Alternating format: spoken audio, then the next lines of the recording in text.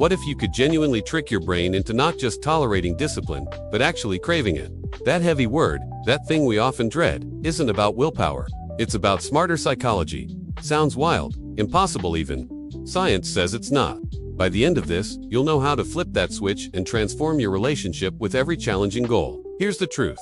Your brain is wired for comfort and immediate rewards. Discipline often feels like deprivation, like fighting your own biology for long-term gain. No wonder we struggle, right? We frame it as this colossal battle, a draining tug-of-war against our own desires. But what if that framing is precisely what's sabotaging us? Think about why scrolling social media feels so easy, so automatic. Yet tackling that workout feels like climbing Mount Everest. It's not a flaw in you. It's how our brain perceives effort and reward. Our ancient wiring demands instant gratification, while discipline pushes it off. This creates a conflict, and most of us get stuck, convinced we lack some internal strength. But what if you could bridge that chasm? Make the hard things feel just as automatic, just as rewarding as those instant gratification habits that dominate your life. That's not wishful thinking. The genius of James Clear's Atomic Habits framework shows us how. It's about reframing discipline as identity, making it rewarding and reducing friction, so discipline feels natural instead of forced. It's a system to make success inevitable. So, how do we hack our own brains? It starts with James Clear's 4 laws of behavior change. First, make it obvious. Design your environment so discipline is the default. Want to run? Put your shoes right by the door. That simple visual cue makes exercise automatic, reducing friction to 0. Next, make it attractive. This is where we truly trick your brain by pairing discipline with something you enjoy. Listen to your favorite podcast only while cleaning or working out. Your brain starts to associate the effort with pleasure, not pain. Then, make it easy. Reduce friction by starting incredibly small. Instead of aiming for a full chapter, commit to writing just 1 sentence a day. The goal isn't massive output. It's to show up consistently and build momentum. And finally, make it satisfying.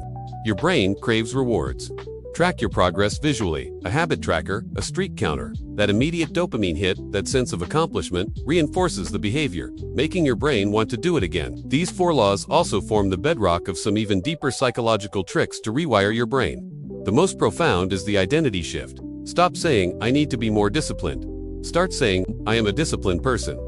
When your actions align with who you believe you are, they stop feeling like work and start feeling like an authentic expression of yourself. Then there's habit stacking. Attach a new disciplined action to an existing, automatic habit.